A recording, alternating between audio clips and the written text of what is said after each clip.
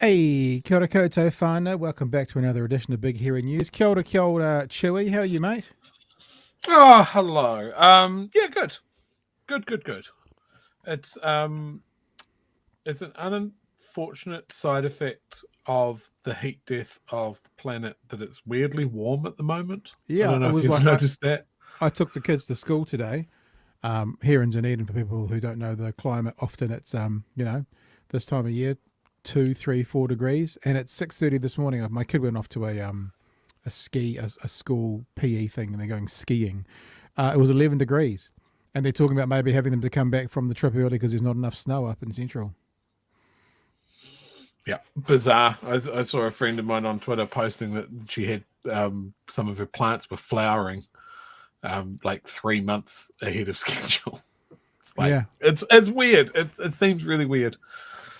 Yeah, but there you go. I mean, upsides, downsides. Hopefully, we've got Alf Filapaina joining us tonight. He's an Auckland City Councillor and also a former police officer to talk about the Labour policies when it comes to crime, youth crime, which have just been announced today. Alf is just trying to join us as we're speaking, so we're going to give Alf, there was a bit of a connection issue there, we'll give Alf a few minutes to get into that, and hopefully we'll be able to see him and chat with him in the next few minutes. But whilst we do that, what have you been up to today, Joe? Anything exciting going? I've had a semi-exciting day. Oh, okay. No, I've just had a pretty standard day at work. I am looking forward to a super short week next week, though. Why is it super short? Is having a refit, so we get 2 paid days off. Oh, that's always awesome. I used to remember I worked in petrol stations when I was students. It was very strange actually being back in Auckland last weekend or the weekend before, and it was, and going to one of the petrol stations on Dominion Road, apparently approximately halfway down Dominion Road, that I was working at when it opened, and going in there and filling up whilst I was in Auckland. It's a strange thought, but yeah, we used to love the fit outs. They'd try and farm us off to other Shell service stations in the neighbourhood, but we'd typically go, but we don't have, the rules are you don't, and they're like, no, you don't have to, but we're like, no, well, we'd prefer not to. We'll just not work and get paid. That sounds like more fun to us. I remember having to supervise carpet laying at a previous employer. And these dudes turned up with like big respirators and these big tubs of glue. And I'm just sitting there going, oh no, I've got to stay in the shop with them. And yeah, I must have flown home of the smell of bloody carpet glue. That was great. Thanks, EB Games. Cool, man. I'm just texting Alf as I speak to you. He's got a few issues with headphones. Just telling him to use his phone with headphones. That's an easy way to get him. Anyway, what did I do today? For the first time in my life, I've always thought about, have you ever thought about getting security cameras? Yeah, I've got a couple inside the house. Oh, you've got them inside? Yeah, well, I got them today, delivered today, and I put them up around the house today. So, and I've burnt my finger really, really badly simply by putting in a screw into wood, taking out the screw, and then touching the metal. And the friction on the screw made it so hot, and it's actually blistering. It was so hot that I burnt my fingers. But yes, no, I've had a few issues over the last week or so that you know about, Chewy, causing me to get maybe some security around my house so I can see when people are coming and going from my house. No, I use it to spy on little dog when nobody's at home, and I have a feeling that she's worked out that there's a camera. I'll see if this works. Yeah. Oh no, I don't think that is going to work. That is maybe very, very small. Oh my goodness! There we go. Is that a live shot? No, that was from this afternoon when I'm trapped at work doing nothing, and I was like, I wonder what my little dog's doing, and she's just lying, looking sad in front of the camera. They have this product. I'm not ever going to buy one, I don't think, but it's a camera, a microphone, a speaker, and a doggy treat. And you can get on your phone wherever you are in the world, check in on your dog, talk to them, and then push a button and a little treat goes floop and flies out of it, sort of thing. So I've never been quite that far. I used to sell them. Did you? Horrifically expensive, but very, very, very cool. The thing I would buy, if I had the right property for it, the thing I would buy for my dog is the automatic ball thrower. The one where they can drop it into the bucket and it spits it out. My dog would use that 10 hours a day if we got one, but I don't have the property for it. I haven't got the right kind of section to make that happen, but that's what I would do.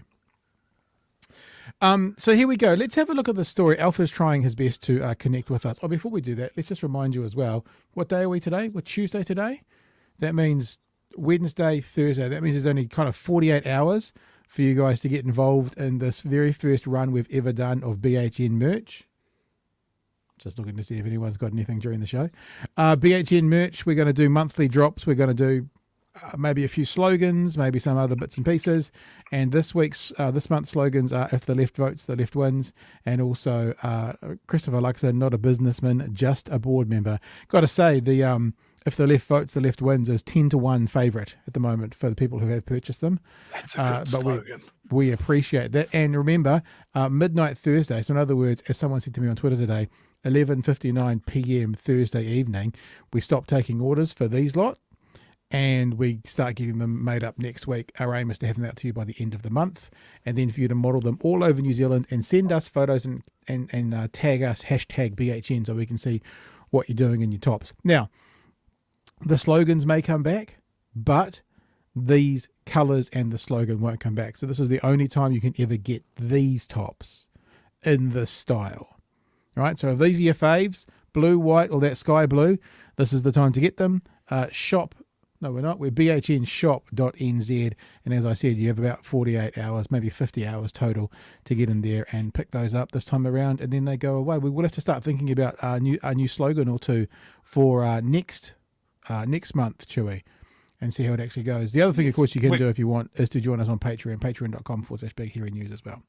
So, sorry, you were about to say something, Chewy. I cut you off. Oh, we have so many slogans and we never write any of them down. I actually did the other day. I grabbed a couple in the system.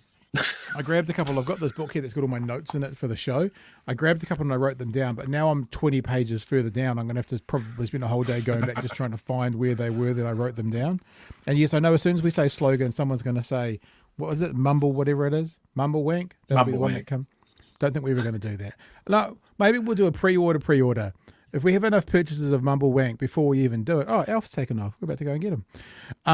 Then we'll pre-order to do it, to get it. I quite like the one about like figuring out how to word it. National Party pulling up the ladder. Masters of pulling up the ladder. That's quite a good one. Oh yeah, that's absolutely. All righty. Any text? There's lots of text in there. But look, let's go grab Alf now. See if we can get this connection going. See if we can start talking about our first topic of the night, which is the announcement made today. We talked a bit about it yesterday, but the official announcement was made today, and go from there. I think that's how we'll start. So Alf Filapaina is a former police officer and now Auckland City Councillor. Joins us hopefully right now. Good evening to you, Alf. How are you? I am good, thank you, my friend. Hopefully you can hear me. We can actually hear you just fine. I tell you what, I'll do you a little trick of the game. We'll see you even better if you turn your phone sideways. Then we'll get you in a beautiful angle as well. Look at this. Watch this. Blink. Hey. It just makes me bigger now, but thanks a lot. How are you, sir? Thank you for joining us tonight. No, all good. And greetings, gentlemen. Thank you. I thought what we'd do to start, Alf, News Hub covered this story off this evening, and what we often do in this show is we often watch a clip that explains the story, and then we talk about it. So you stay with us right there. You'll be there. We'll all be able to see you. We'll all hang out together whilst we have a look at this clip. and then we'll come back and have a chat about the policy that Labor has announced, and the goods, the bads, the ups and downs, what we think of it. So here we go. This is News Hub from this evening, talking of this new policy just announced by Labor today. On crime. Today, it announced it will build 2 new youth justice facilities for up to 30 of the highest needs youth. It'll change the law to allow broader search powers in youth justice facilities to prevent contraband. It'll implement changes to improve family group conferences, along with funds for 350 more of them. And if a young person is involved in a ram raid or smash and grab, they'll now be automatically referred to a family group conference. Political editor Jenna Lynch reports. Fight clubs, escapes, roof protests, our youth justice facilities are in a state. It's no secret that there have been some serious issues in youth justice. Part of the string of problems is the introduction of 17-year-olds to the facilities. They're bigger, stronger and need more intensive work. There's a big difference between a 14-year-old and a 17-year-old. And I do wonder, gentlemen, if this is also now playing into ACT's hands. They come out tomorrow and go, yes, there's a big difference. That's why we want 17-year-olds in adult court. But we'll talk to that towards the end of this episode. Support and the guidance that they need. So the government will build new units for the most difficult youths, as well as redesigning their care model. And at the current facilities, introducing new search powers for contraband and stronger power for timeouts if the kids are getting too rowdy, as well as fixing the youths on roofs problem. No, I'm not saying they're not fit for purpose. The youths on roofs problem that happened once. But now Jenna Lynch, remember who she's married to, ACT Party minister support person. Now it's a problem, youths on roofs. I think that there are design flaws. So without getting into the finicky details, there are climbing points that can be mitigated. The latest in the government's crime crackdown. This policy is so rushed the government had no key details, like how long it would take. We haven't got a timetable for how long the residences will take to build. How much it would cost. The design has to be done before you can come up with a cost. Or even which youths it would send to the new facilities. Minister, what is the minimum age of someone that could end up in one of the new youth justice facilities? In the youth justice facilities, I believe it's 12. It will be for the older young people. I have a preference right now for it to be the older end of the spectrum, but we will confirm those details. We haven't made a decision. The minister eventually capitulating and saying he'd look at a minimum age. Look, we can set a minimum age. What I'm saying is at the moment... It's never good when ministers are making up policy statements in the middle of a press conference, just quietly. We will work through the model of care. But even if there were young people in them, then there would be ways to keep them separate. It's like a couple of Keystone cops up there trying to answer them. They got no idea. It hasn't been thought through. It's obviously back of the envelope. It's knee-jerk. The government is trying to get itself back on track after its drag of distractions. Michael Wood returned today. A lot of people have sort of said, look, you silly goose, you got this wrong. Are you going to be standing in the election? Yes, I certainly will be. As did Kitty Allen. I love this. All right, we can cut out of it just here because now they're just talking about the other things going on in Parliament today. So there are a couple of things I'd really like to talk to, specific things about this policy. But I think, Alf, you're our guest. You're a bit of an expert in this. Certainly you're a person who's had experience in working with youth, working around criminal entities, that sort of thing, or criminal outcomes. And now you're working as a councillor in Auckland. What are your thoughts about the announcement today?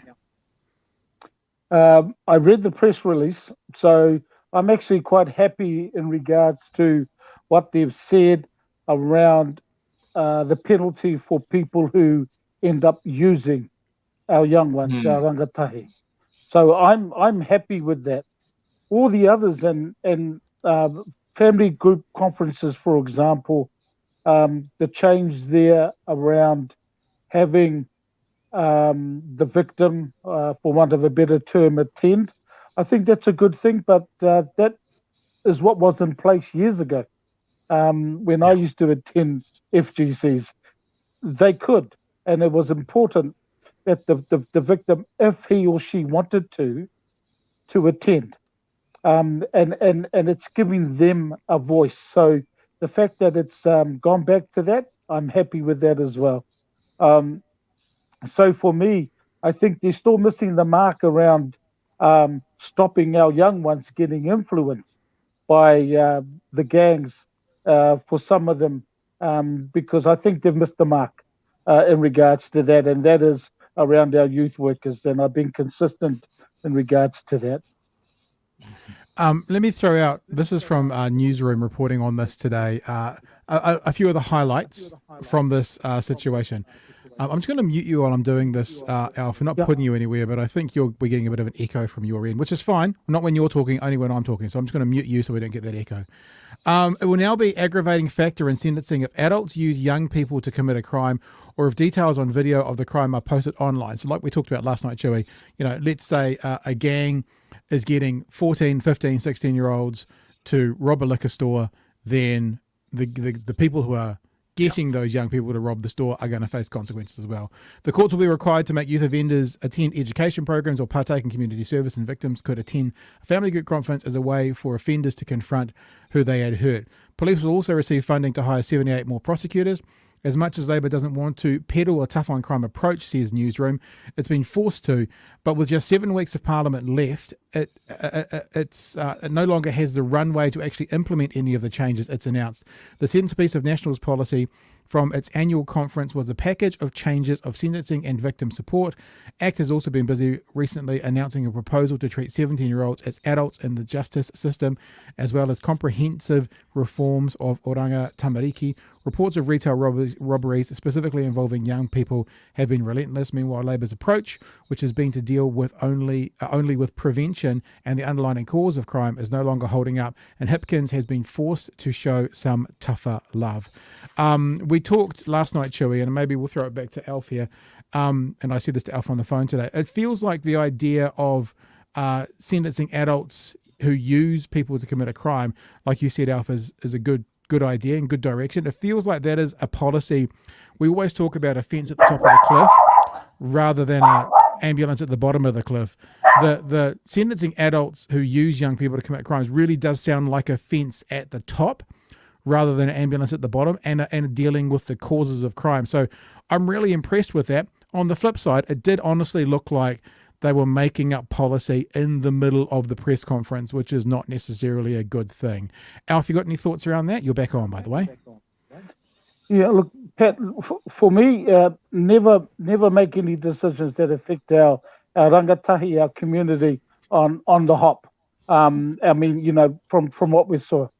I need to declare, and it's not a conflict, but just transparency to you and Chewy, and that is that I'm on the Ministerial Advisory Board for Oranga Tamariki.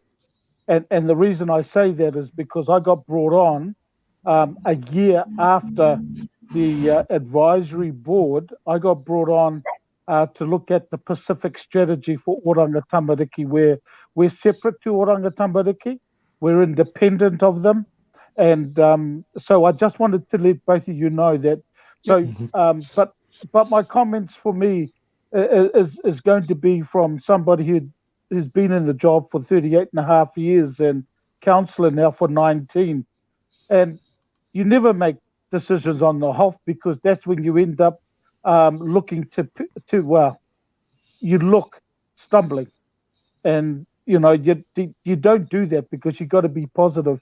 The other thing is that I think for me, and again, it's around that consistent approach, which is you can't just have the education and get the young person, the rangatahi, to end up doing some courses. You also have to have an input in regards to the parents, the family situation where these young people are going back into. Because you can't just sort of say, hey, we'll look after you, young one, but the problems that you have at home, look, we'll just let the system look after that. No, it has to be a holistic approach, because what you don't want to do is then get these young ones out of, whether it be the residences, court, into the community, but they go straight back into the environment that they have just come from. So, it's important that if you're going to wrap around the services to the young ones, you also wrap around to the parents or the caregivers, or mum. In some cases, it's only mum or the single parent. That's one of the things that I've learned over the years and shared by a lot of people. And, you just don't say, here you go, young person, we looked after you, but good luck when you go back home and there's issues there around violence. There's issues there around no food. There's issues around, so that's one of the key things is to envelope the family as well, wrap around them as well. Yeah, Chewy, you got anything you want to jump in with? Yeah, I definitely agree with that. Certainly people that I've spoken to that work in that sort of area as well, it's a consistent message across all of them that often when this becomes a political football, they just focus on the offender. And they're like, it just becomes tough on crime. Kids are getting away with this, that, and the other thing. But the moment that you start talking about addressing any of the causes or making sure that you truly shunt that person off this course that they're on, it's all too touchy-feely. I've been involved in family group conferences before, and I remember when they brought them in, and it was this is terribly, this is just sitting around and talking about it. There's no punishment. I found the one that I was involved with incredibly effective, for exactly the reasons that you said. Is that me as the aggrieved party felt listened to, could see the impact of what I was saying. Yeah, that was great for me, and I believe that person didn't do the same thing again. So isn't that the important thing though as well, Chewy? The important thing is the best and most effective way to stop reoffending. I mean, isn't that ultimately what society wants? We want people to be holistic. We want people to, become better people. We want them to put them on the right path. But if it's to do with the justice system, whether it's a family group conference, a court setting, an in-care facility, a prison, whatever it is, whatever level it is, isn't the ultimate goal to have them come out of whatever that is, be it the meeting to the other extreme end inside, being better people or certainly being less likely to offend? Now, we all know, as we always remind people, Bill English called the prison the university of crime, that's a terrible way to get people from not to reoffend. And ultimately, I think, whether it's a family group conference or whether it's community service or whether it's an in-care facility or whatever, the idea is we all know that 99.99% of offenders on whatever level, whatever age, eventually are reintegrated into society. They're not going to be locked up and thrown away the key. And isn't the thing that we want the best and most effective way, Alf, for them to be reintegrated into society, whether it is a family group conference or something else? Totally agree. I mean, I use my family as an example. I'm getting calls even now. Alf, can you please come to a family group conference because one of your nieces, one of your nephews is going through the oranga system. I don't have the support system for them. I can be there, but don't have the system to have them with me.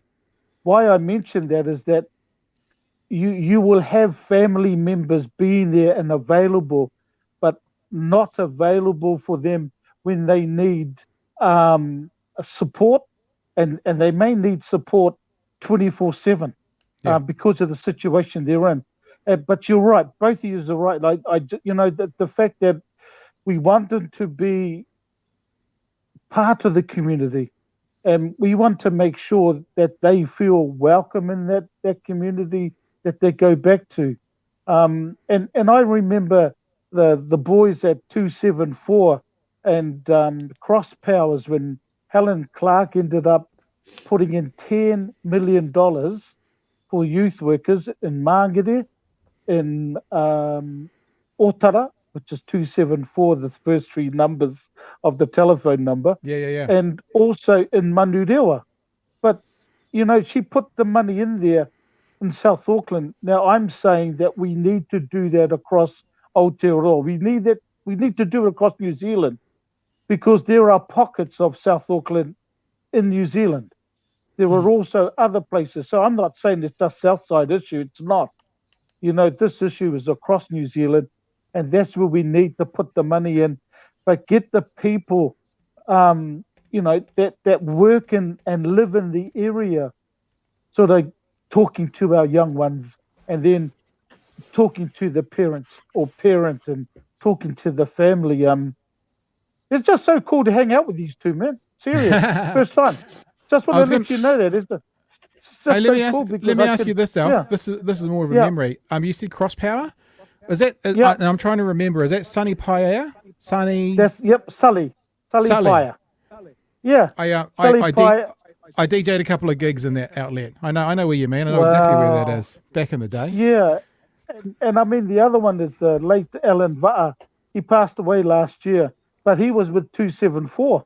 Right. But this youth workers, it's just so cool seeing them, um, in the area where they've been brought up, and helping our young ones to stop getting into gangs. I just believe we need to go down that track again, but envelope, wrap around the family. But yeah, it's just so. And I saw Chewy. Why they call you Chewy? I saw it behind you. So Yeah. that was cool. Yeah. Hey, I wanna let me throw one more thing at the both of you. I'm just muting you there again, Alf, only because there's a funny echo. I'm not sure why. I want to throw one more thing at the both of you, and that's this idea. And this is more of a political commentary. And you can, I don't know if you're appropriate for you to comment on it or not, Alf. You can or you can't, up to you. But it feels to me as well that Nationals won this debate. They've actually set this narrative and they've won it. And one of the reasons we know there, if I go back to the article on Newsroom, it says this. It says talking about. Snappy soundbites echoed across the media last night with the Prime Minister telling New Zealand he'd had a guts full of youth crime and gangs. Kiwis have had a guts full of people acting as if the rules don't apply to them, and I've had a guts full of that as well. The system needs a shake-up. It's a perfect soundbite, but one Hipkins as Police Minister vowed he'd never touch when it came to talking the spin war about them. His cool, calm and collected vision of 10 months ago is a far cry from the position he has now had to take. I've been fed up with this the whole way through, Hipkins said in a post-cabinet announcement on Monday afternoon. Now that says to me that National has won this narrative, and that says to me that now Labor has to play this soundbite, short-term, let's get a headline, tough on crime game, even though he knows from 10 months ago. If we get in Bill and Ted's time machine and we go back 10 months, Chris Hipkins knows this is not the way to solve the problem. But because Nationals won the narrative, this is now the bullshit politics we're going to have for the next 89 days. Any thoughts around that, Alf? Look, for me, it's interesting looking around Southside where I've lived since we moved from up north down to Māngere. And interesting, there are still signs up there with law and order. Come to a place, and we are going to talk law and order. Now that's from the National Party. I mean, obviously, I've stood under a Labour Party banner after I won the councillor's by-election as an independent and ran against Labour way back in 2003. But for me, you're right. It has, because this is the announcement. For me, and I'm talking from a person who's been in the community like yourselves, I just want to find some solutions as well, but I want to support what are good ideas. I mean, if there's some good ideas out there, and I believe that they're going to make a difference, well, I'm going to support that. And whether it's any party, because for me it's around the community. This is why I've put my name forward 2003. It's because of the community. It's not because of Labour or my politics. Is if National had a good policy and said, look, this is what we should do, and this is how we're going to do it, and I believe that is the right way for our young rangatahi and their parents, well, then I will be supporting that as well, because it is about them and the family. So you're right for this to happen. You're right. Yeah, Joey, what's around your the thoughts? narrative. Look, I've been pretty clear on the show that I would prefer to see the money that they would pour into putting 17-year-olds in prison and, being tough on crime, putting more people into prison, into pouring that money into OT and just hitting the problem off at the root, basically. And it is. It's just wrapping around whole communities and whole whānaus. It's making sure the right people are in the schools early, that they can identify these problems and solve it early before it becomes a bigger societal problem. And ultimately, the payoff for that is that you're going to get a more functioning citizen. Yeah. You're going to break that cycle. Everybody knows it's a cycle. So why are we going, oh, well, we're only going to kick in and trying to break the cycle at 15, 16, 17, 18? Makes no sense. Preach, Chewy. I hear it. Hey, Pat, can I just say something with what Chewy said? Yeah. Please. Yeah. Look, Chewy, like I said, man, I should hang out with you two again, more. But look, I just wanted to sort of let you know that with this is with my ministerial hat on at Oranga Tamariki. But you're right, and we ended up visiting 2 community iwi-led prototypes, they were calling them, around how they could keep their rangatahi, their iwi, out of Oranga Tamariki residences. And I have to say that both of them, and we're going to see others around New Zealand just to have a look and see what they got in place. But they says, look, we don't want to replace Oranga Tamariki. We want to keep them out of Oranga Tamariki, but we want to do it our way. And Oranga Tamariki is supporting them financially to do that. Both of those prototypes were keeping their young ones in their iwi, their area, out of Oranga Tamariki. That is what they're doing now, and we're supporting that by making sure that the visits we're making in the next couple of months are making sure that they're set up to do that, because it is about the community. Chewy, you're so right. I just needed to say that because we're doing it now just to check with these groups. They're even looking at a Pacifica one as well, because a lot of the kids that are in these residences, a lot of them are half caste, Maori Pacifica. So, there's a prototype. Hate using that word. I don't know what else to use, but they're looking at one in Auckland, and a Pacific-led one. Chewy, you're so right. Then, sorry, Pat. That's right, Alf. Chewy's everyone's favourite. I don't mind you heaping praise on him. That's fine. No problems.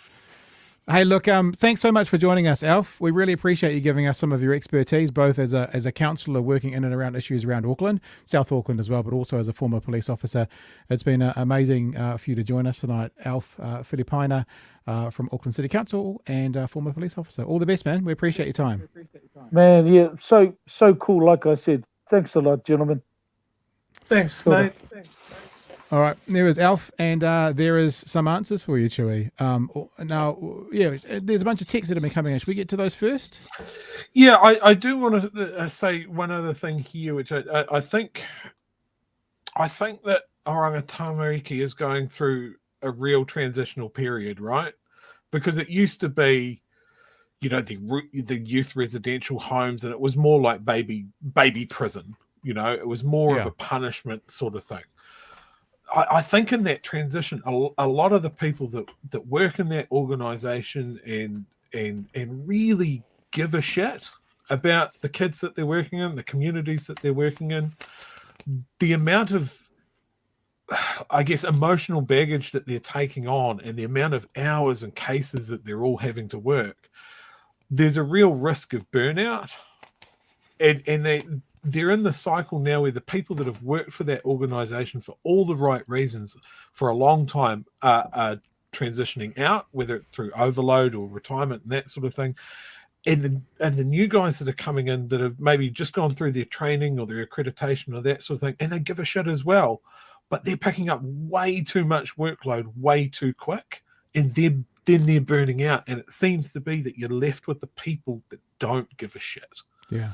The people that are in those youth residential homes for the wrong reasons, or they're just treating it like a jail, like the footage that we showed earlier of the fight clubs and that sort of thing. These are people who don't want anywhere near these kids. Yeah.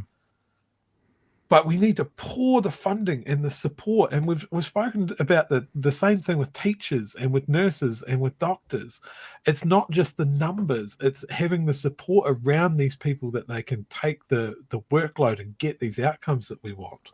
Yeah. Rather than just soundbite sort of bollocks, really. And I mean, from Labor's statement today, look, they might be doing it for the right reasons, but I think it doesn't come off like a formed policy. It doesn't. Yeah. It comes off reactionary in all the worst ways. Which is what I was saying. So National has this narrative, and actually, I'm not actually saying what Labor's done is right or wrong. I don't know. All I'm saying is I think the facts are National has a narrative, and now Labor has confirmed National has a narrative because they've had to start basically playing National's game around youth crime. So Labor is playing National's game.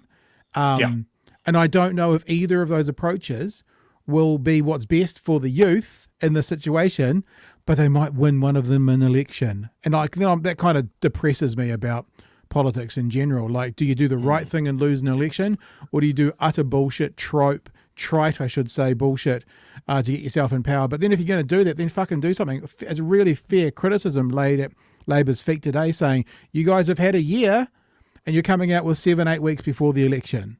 Like, why wasn't we talking about this the middle of last year when ram raids were an issue? I mean, they were going on the internet. They were being put up by, gangs to rob. Why weren't we talking about it then? It's a fair criticism. And it means they've been backed into a corner by National and ACT. And that means National and ACT are dictating the narrative of this. And that's going to make Labor look weak. And that's going to make National and ACT look more electable. Yeah. I mean, National were just able to get up and stand up and just, they just hit him with it. They hit him with it straight away because they knew that they had them. Yeah. And I think this plays into what we were saying yesterday about who Labor is talking to at the moment. And again, they're talking at the centrists. They're talking on the fence sitters. It's not their. It's not who they should be talking to. Well, there was a story tonight as well, talking around. It was actually some more research. Maybe we'll do it tomorrow from the poll we showed last night. Cookies just says, of course, we should have Alf on again. Everyone loves Alf. Do you remember that program in the 80s, Alf? Ha! Yo, Willie! And as a part of that poll from TVNZ, they released some more findings tonight. 37% of respondents said that they don't want a capital gains tax on rental properties. So in other words, more than 50% do, and there's some undecideds. Yeah. It's a popular policy. It's like, I wish, we've been saying this for however long we've been doing this, 10 years it feels like at the moment, Chewy, is that once Labor chooses to be who they always were and are, which is a party for the factory floor, not the boardroom, and the Greens can be the party for the further left.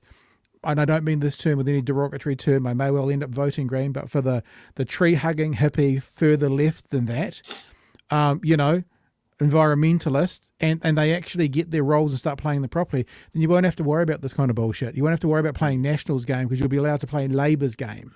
And if you play Labor's game, you'll get fucking elected because you're now turning away from popular policy because National has grabbed the narrative. It's ludicrous. We've got a few comments that we'll probably rip through here. Angus says the Dunedin study showed us that we can identify where and who we need to invest in early. Absolutely. For those of you that don't know what the Dunedin study is, long-term 74, I think 1974. Yeah, following people literally from birth all the way through. And just checking in with them yearly and seeing what's happened with their life and their interactions with government departments and school and education and healthcare and all of this sort of stuff. Incredibly useful information. Yeah. And it 100% backs up what we've been saying here. Arrest JK says Hipkins is the leader that National wants. And that's devastating to both sides. So I really appreciate that comment. Simon here says, I think Prime Minister English former Prime Minister English said that prisons were a total moral and fiscal failure.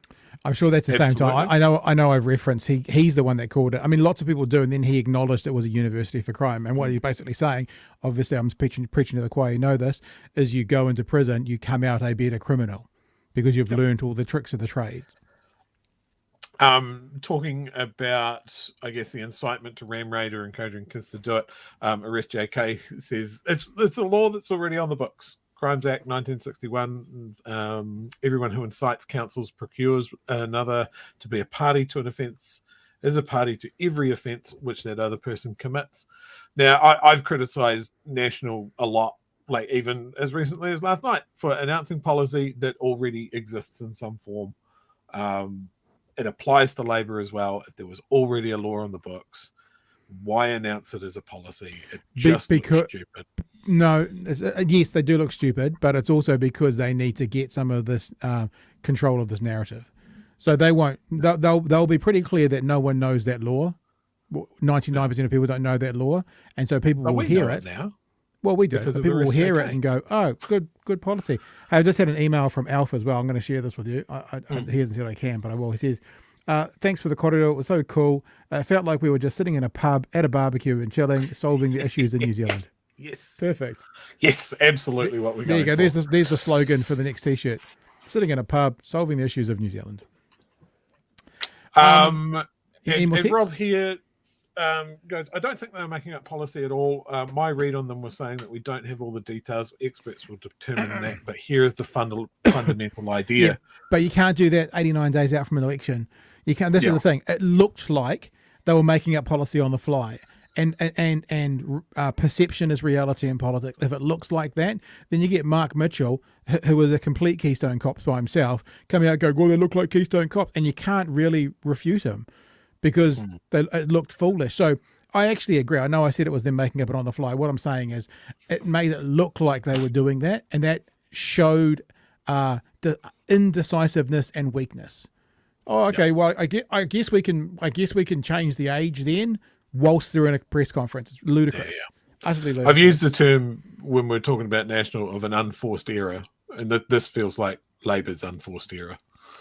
And again, arrest JK with all the comments tonight. It's weird that, was it Jesse Much Mackay that we were talking about? And the one that was Jenna Lynch we played tonight. Oh, Jenna Lynch. Weird that she doesn't do this with National's uncosted policies. Yeah, we know that. Mind you, she picks on National and she picks on Labour. There's one party she doesn't pick on, funnily enough. And remember, I've inquired about some from the bosses at News Hub asking for some evidence of her being critical of ACT. Yeah, they've never provided that, and I've never seen her do it. So there's one party she's not critical of, no matter what.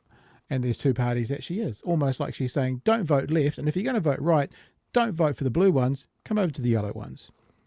Let me do this before we go much further. Thank you very much for your time. Hey! Thank you very much. Actually, when I play this now, it's a little bit embarrassing, but Kim has got herself a If the Left Vote, the Left Win t-shirt. Thank you, Kim. Appreciate you being involved. Remember, if you head to bhnshop.nz during the show and pick up an item, we will play you. That's just for Kim. That no one else is allowed to hear what I just played. That's just for Kim. We will play that for you. Are we good? Are we ripping and rolling? Yes. No, that's it. Should we track on? Yep. There has been some fascinating news in the American election cycle with this guy, Robert F. Kennedy Jr., who has come out in the last sort of, I always want to say 24 hours, and that's because I've heard it in the last 24 hours, maybe in the last 48 hours, I don't know. And he's made the strangest comment about viruses being ethnically targeted, and then making a connection that COVID was ethnically targeted. Now, don't panic, baby birds. I'll feed you. We're going to go through the whole thing because he's come out saying that's not what I said, and we'll put his comment up as well. But I have a perspective on this, and the first thing you need to do is have a listen to actually what he said. And we need to talk about bioweapons. Well, I know a lot now about bioweapons because I've been doing a book on it for the past 2.5 years, and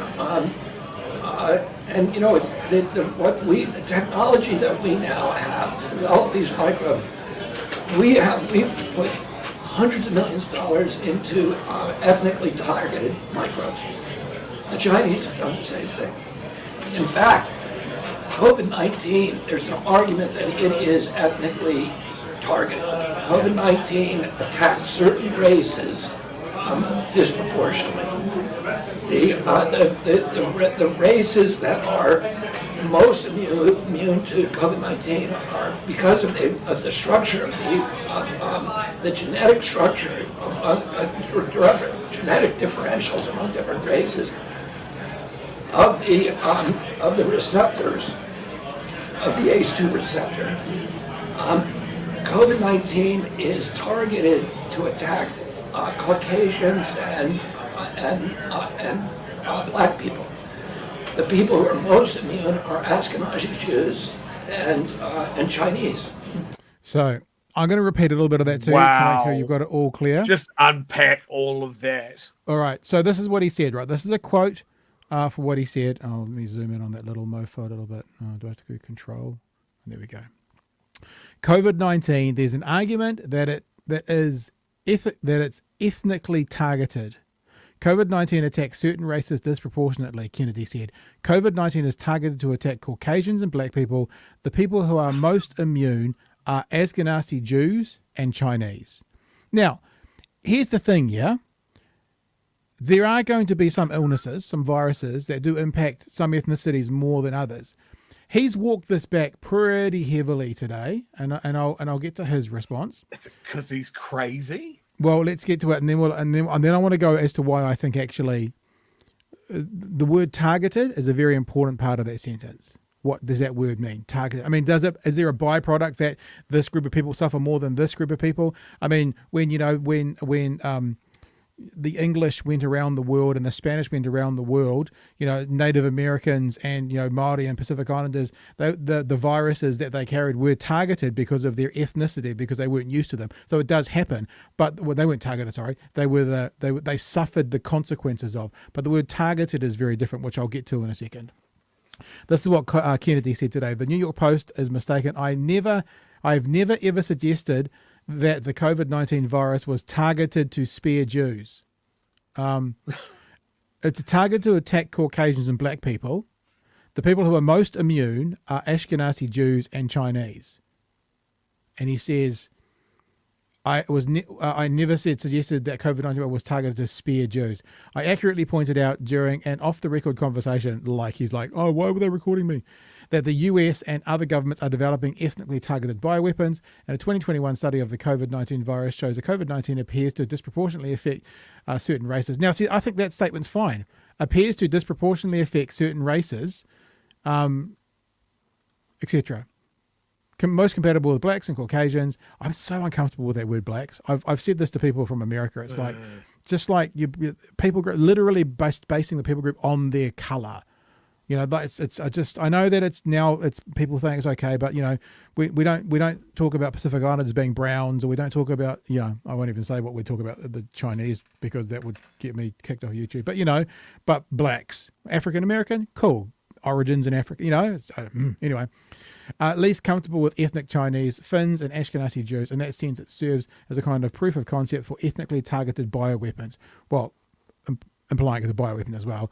I do not believe and have never implied that ethnic effect was deliberately engineered. Okay, so it's really important to know what the word targeted means, right? Let me just drag this across here. So to target something is to select as an object of attack, of attention or attack. Is to select as an object of attention or attack. So if your quote is going to be, it's ethnically targeted, then doesn't that mean it's been selected? Doesn't that mean it's active? Yeah. Now, he might come out and say, I misspoke, but he didn't say that. Now, if I target something with a missile, it's an intention. I'm targeting them. So he may have misspoken, but he absolutely said that it's targeting these groups of people and not targeting these groups of people. Without question, that's what he said. Now, if he misspoke, fair, come out and say that, but he hasn't said that yet, Chewy. There's so much wrong with that clip, right? So is his voice ordinarily like that? Yeah, no, I've actually heard him talking on. It might have even been Rogan's podcast. I maybe saw a clip that came up on YouTube. Like they do short. something's- No, he had an injury like 20 or 30 years ago. There's nothing wrong with it. Like, there's no strain or anything. It's just he's got damaged vocal cords or something like that. Oh, okay. Maybe he got vaccinated. He probably got vaccinated. It was probably what happens to people who get vaccinated, probably. Yeah, he's a very strange dude. People have latched onto him because of the Kennedy dynasty and all of that sort of stuff. But the guy has brainworms. It's so, like he chucked the Finns in there as I mentioned that it was ethnically targeted. The Finns are a nationality, not an ethnicity. Yeah, You know, it's just bizarre. but then in some aspect, neither are blacks. Is that an ethnicity? No, well, in an American sense, yeah, probably. Well, but But- someone could have dark melanin and come from probably 80 to 100 different countries. Oh, it's so like I just don't think you can sit here and refute that level of craziness with facts. Well, Like that let me- guy sitting next to him clearly wanted the Earth to open up. Oh, get funny, away funny you should mention the guy sitting next to him. Here's a clip I made please, this no, we've got afternoon. a frame by frame of that dude. Here's a clip I made this afternoon. Time. So if you're thinking that the people who are surrounding him are all down with these thoughts, just keep an eye on this guy. And I'll tell you what I'll do. I'll even zoom it in for you. Have a listen and have a watch as to what the dude in the background had to think about this. The facial expressions. And we need to talk about bioweapons. I know a lot now about bioweapons because I've been doing a book on it for the past 2.5 years, and you know, There we go. the technology that we now have to develop these microbes, we've put hundreds of millions of dollars. Did you notice that as well? He looked straight at the camera. So watch him again. He looked straight at the camera. So if this is an off-the-record conversation, why are they filming it? Hundreds of millions of dollars And into ethnically right at the targeted camera. microbes. The Chinese have done the same thing. In fact, COVID-19, there's an argument that Squinty it is eyes. ethnically. I was doing that same look. COVID-19 Wide attacks eyes. certain races disproportionately. The races that are most immune to COVID-19. Biting his lips, wide eyes, not a happy chappy to be hearing what he's hearing. Being polite, not saying anything. I don't know who this guy is. I really hope he's his media person, and in his head he's going, shut the fuck up. Shut the fuck up. There's a camera over there. Shut up. Stop talking. Shut up. Anyway, if you want to see the rest of that clip that I've enhanced, you can go to my Twitter feed. Do you think he was blinking Morse code and pull the fire alarm or something like that? Many in the Jewish community in America have come out saying it's anti-Semitic because he's basically saying it's been engineered and targeted to allow the Jews to survive. That, I mean, I'm summarizing, but that's the interpretation of it. Yeah. And the Chinese and the Jews aren't getting impacted by it. Therefore, the Jews have been chosen. This biological weapon has been made. The Jews have been chosen to not be hit by it. Now, again, if he misspoke, he should come out and say, I used the wrong wording. I understand why you guys think that. Let me reword this. This is what I meant. You still wouldn't get away with it, but it would be better than saying, I didn't say that. I didn't say that. I'm sorry, sir. The word targeted means something very different from what you think. Ethnically targeted, choosing an ethnicity to target it at. It's worth pointing out that all the usual suspects here love him. They love him because they give a little bit of authority to the nonsense that they're spouting over here.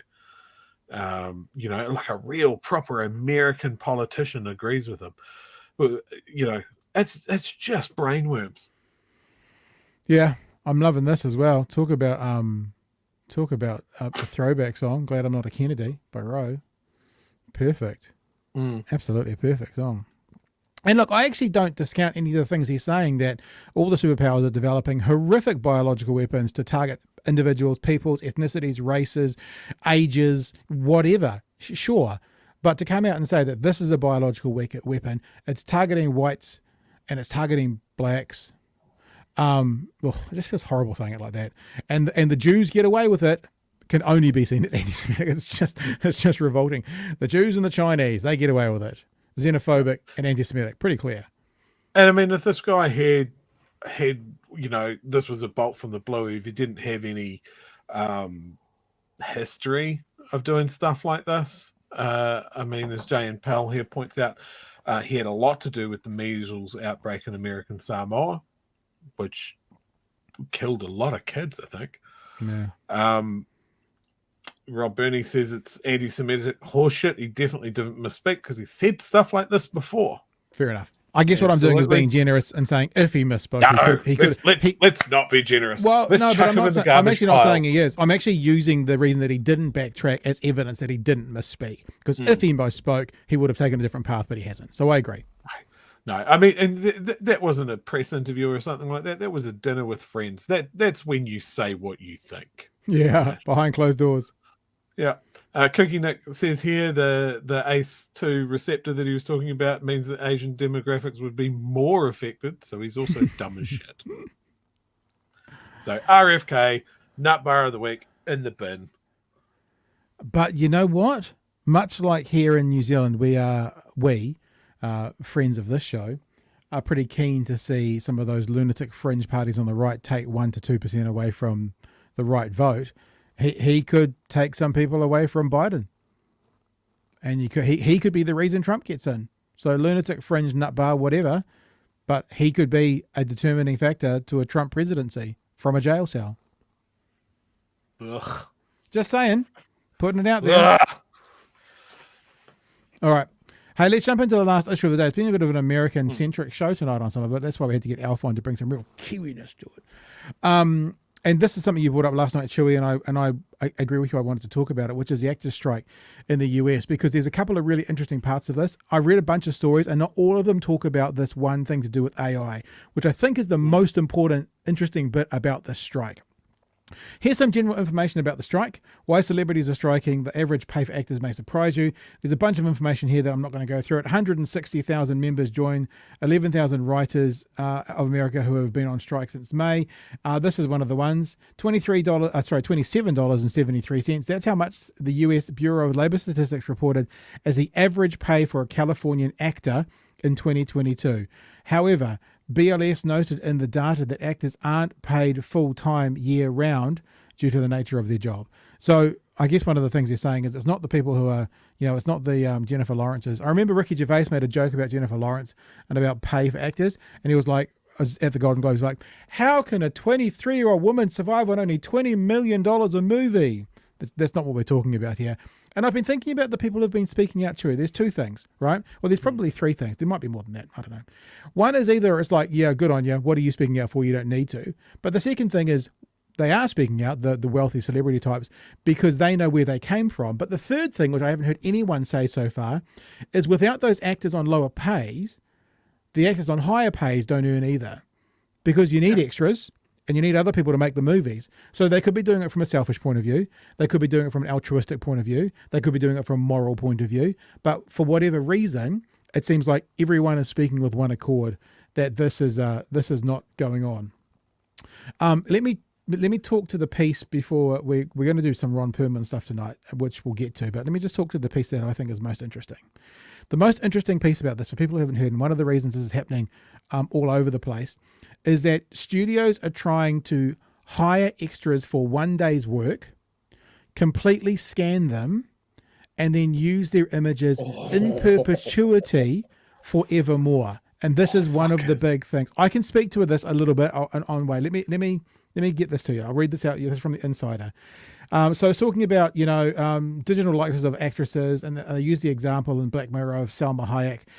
These digital versions of actors are in the episode fulfill a fictional Netflix-like streamer's push to create infinite possibilities of content to fill out its programming. In the real world, members of the actors union SAG worry that such a dystopian future may not be that far out. The studios they're negotiating with proposed something eerily similar. The union's national executive director and chief negotiator Duncan Crabtree, Ireland, said at a press conference on Thursday. He said the studios had proposed to pay background actors for a day in exchange for companies taking scans that can be used to create their digital likenesses. The proposal had also stated that companies, quote, should be able to use it for the rest of eternity and in any project they want with no consent and no compensation. Actors now face an existential threat to their livelihoods with the rise of generative AI technology, he added.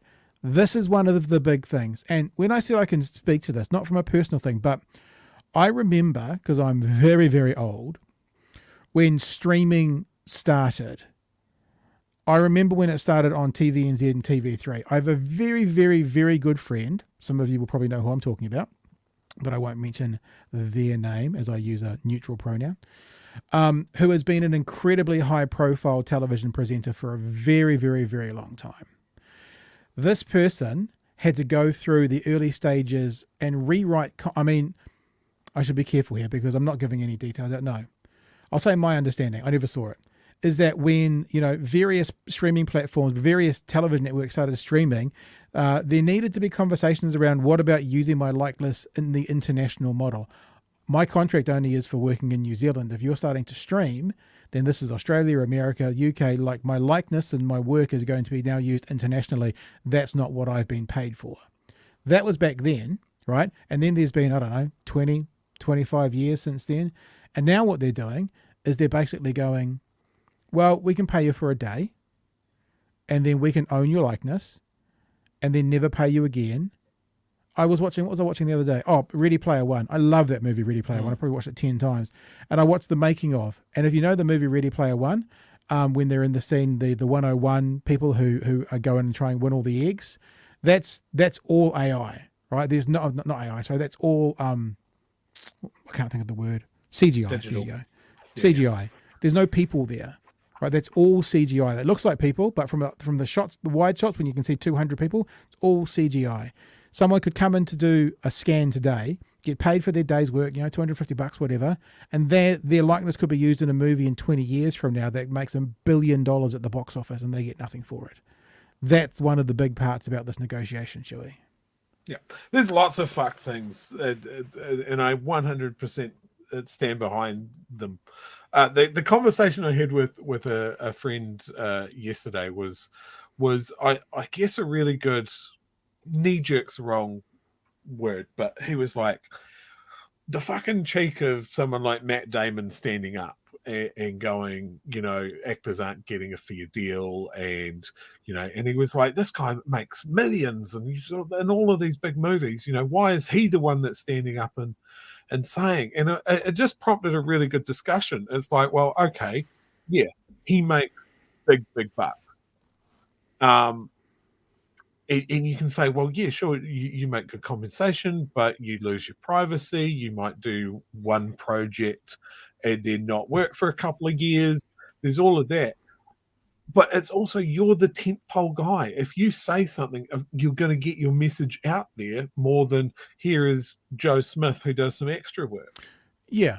It's about solidarity, right? Yeah, imagine the fact that they're saying, look, the average actor is $27 an hour. Yeah. That changes the conversation quite a bit. I don't know why they pick on Matt Damon. Matt Damon is incredibly socially aware and does a lot of things. He fights for his mother's a teacher. He fights for teachers' unions, and they him and Ben Affleck started up that Green Light production company where they were trying to help independent artists. He's probably the wrong person to pick on. It's like when people try to pick on Mr. Beast for being ableist. It's like you're going down the wrong track here. You got to watch the body of work before you go down that path.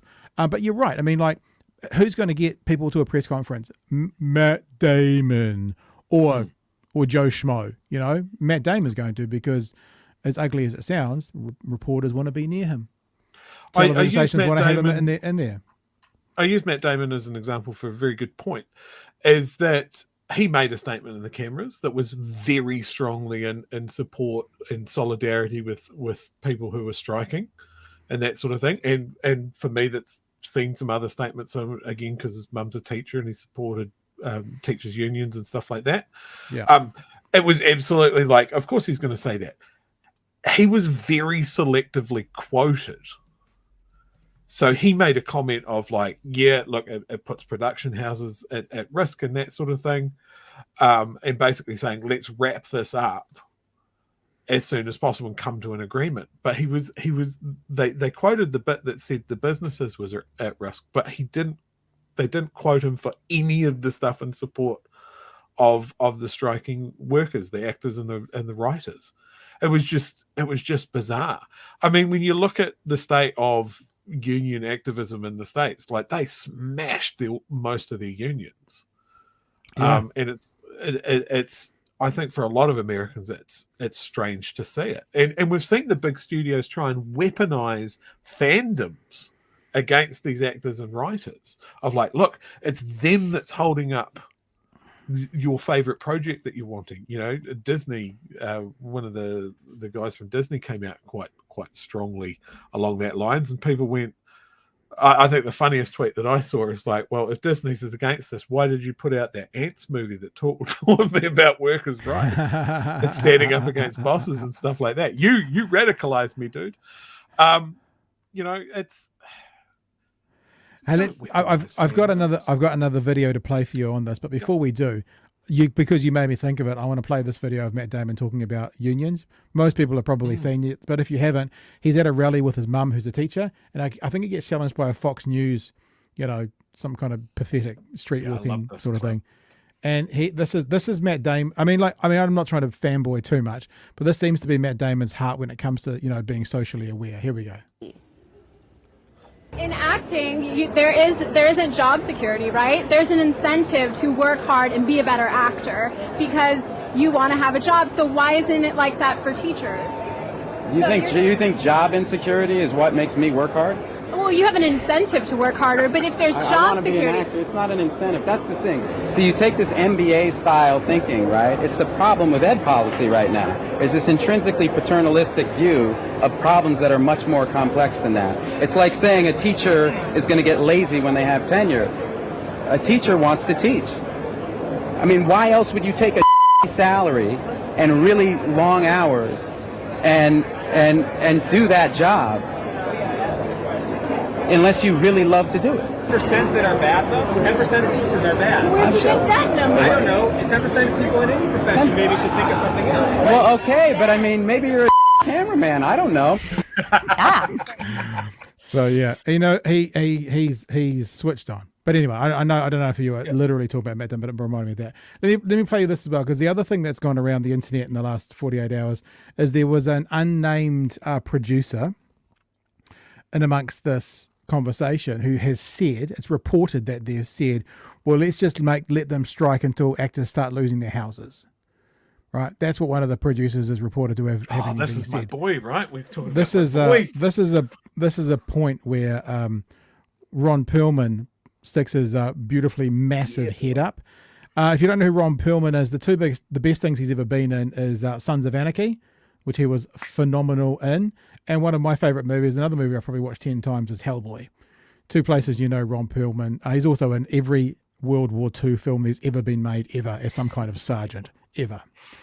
So Ron Pearlman came out very quickly, responding to this anonymous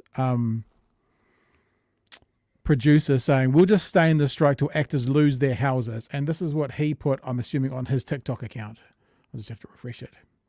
The motherfucker who said we're going to keep this thing going until people start losing their houses and their apartments. Listen to me, motherfucker.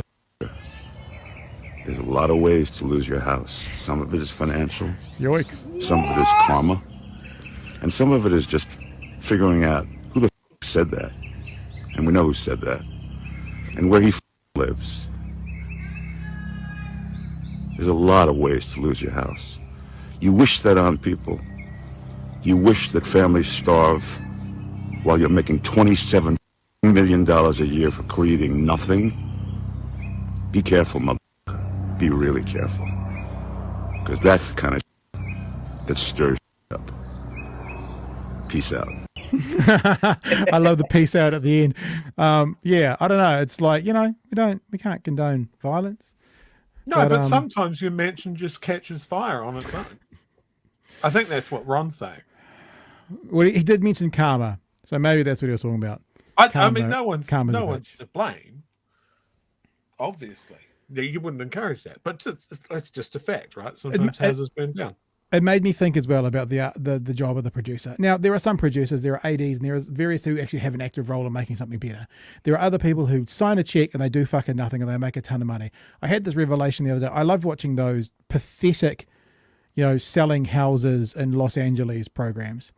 And I was watching one of those, watching the 6'5" Austrian guy with an accent selling houses. And I just had this little epiphany. It was like, you actually do nothing. A gifted architect creates the house. Gifted builders build the house. A business person or someone who has worked hard to get the money to buy that $17 million house buys the house. You basically go, here's a house, and you put it on a platter. You actually serve no purpose in this. You have no creativity in this whatsoever. You're not part of the creative process of this house. Everyone else involved in the sale, they do something towards this house. You do nothing other than basically open a door for someone, and you make $300,000 on a sale for these massive houses. I was thinking about that when I watched Ron Pearlman. I'm thinking, if you're a producer who just signs a check and sits in your office making bank, you're basically making money because you have money. And it made me kind of go, doesn't mean I wish any of their houses getting burnt down, but I read that comment about whilst creating nothing resonates with me, Chewy. Yeah, absolutely. Like what I found really interesting is you see who's standing up and who's not. Like most recently, the cast of Oppenheimer walked out in the middle of their premiere because they joined the strike. Fair enough. Christopher Nolan is in big support of it. They've delayed the release of Deadpool 3, which they probably didn't need to do, but they're still doing it, and that comes down to Ryan Reynolds has a lot of juice in that movie, and he's standing with them. Like back to that clip with Matt Damon. The absolute confidence to go after a shaven-headed Goodwill Hunting and thinking that you're going to win that argument from Reason TV is just incredible. Just phenomenal. But just take note of who is standing up vocally and supporting them. It just big ticks in the ledger book for those people. And as someone that is a fan of some properties that are on Disney, like Star Wars and that sort of thing, I don't care if the next season or the next movie gets delayed. I think this whole thing of digital characters and the idea that ChatGPT is going to be writing scripts and is going to be better than a writer's room is just insane. Yeah, literally insane. And the fact that these studios and these production companies are looking at that and trying to get that coded into contracts and that sort of thing should 100% get shut down. And I don't care if I'm watching reruns for months and months and months until it gets done. Well, the other side of this is independent films and stuff might start to come back more. I mean, indie films have never gone away, but indie films might start to be more in vogue for actors than big, massive, things that want to use digital everything everywhere. A writing team, a director, actors who have to act the parts.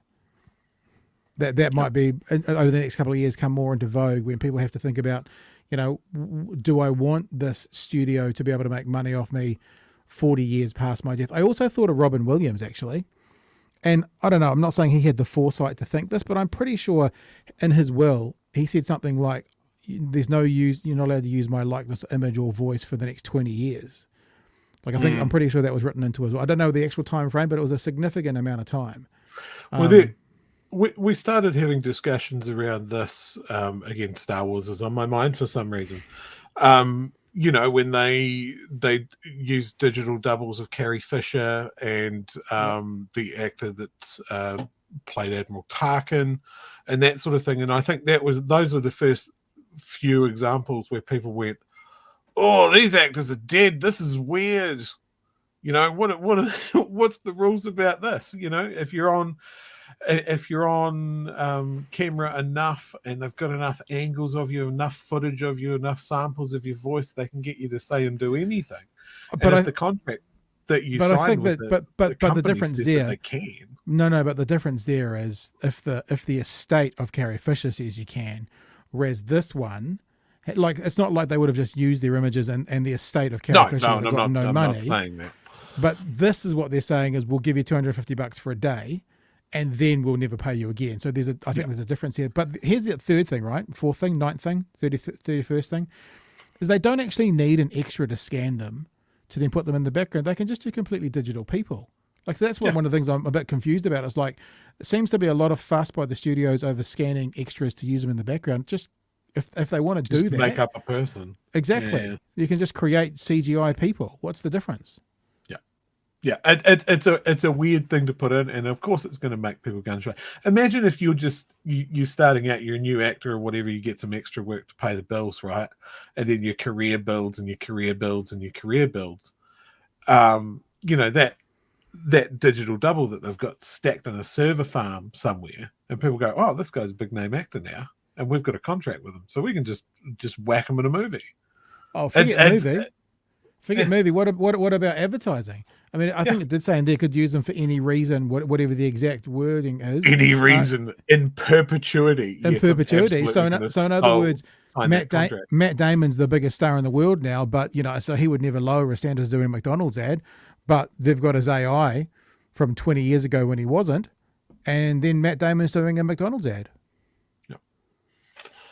Yeah, Rob Burney says there it's actually cheaper to scan a person than build a digital one. So I agree with that, but then again, that would also get around this. Like I agree with what you're saying, but also you build digital ones, you build a database of digital ones, and then you've got them forever as well. Even if it costs a lot for the original build, then you've got them. I mean, you can already do that. I watch Corridor Crew. We've talked about this several times, but you can actually go online now if you're in that world, and there are websites already set up that you can get a zebra that's completely movable and stuff. So yeah, I get it. Cheaper, easier probably as well. But if you had 500 people designed and developed, and with different looks and feels and whatever, then it would be a big expense up front. But then you'd never have another expense other than maybe adding more people as it goes through.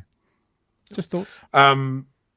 Rob Burning actually says here, I had that digital likeness thing done of me in Mortal Engines. There's about 20 of me in one scene, and now I have a powerful need to go and watch that movie again, which is the only reason I would ever need to watch that movie again. What's the time code, Rob? Tell us what the time code is. We'll all go. There's 20 of them. He's everywhere. That'd be funny if he's all just in one scene, right? It's just a mistake. Look for the scene with all the ginger beards. That's what it'll be. The other thing that I saw that was quite interesting, because I see there's a discussion about the British Actors Union joining the strike in sympathy as well. Somebody asked about what about New Zealand actors? New Zealand actors are actually forbidden from striking under law. So that's fun. I think that's the only industry in New Zealand where you're forbidden. Oh, maybe not the only industry. I'm sure there's rules about police striking and stuff like that. You can't, yeah. But yeah, that was part of the big raft of changes that were brought in under national on the behest of Peter Jackson for Lord of the Rings. Lots of worker unfriendly laws came in for Lord of the Rings that are still on the books. Yeah. All right. Did you have something else you want to talk to, or are we going to wrap up because we're into our third half hour of the show? Yes. No, that's me. I've done my tangent. That was my tangent that I set up last night. You all knew it was coming. You've got 48 hours, people, to get your last chance for these styles and these colours of our T-shirts. If the left votes, the left wins. Christopher Luxon, not a businessman, just a board member. bhnshop.nz.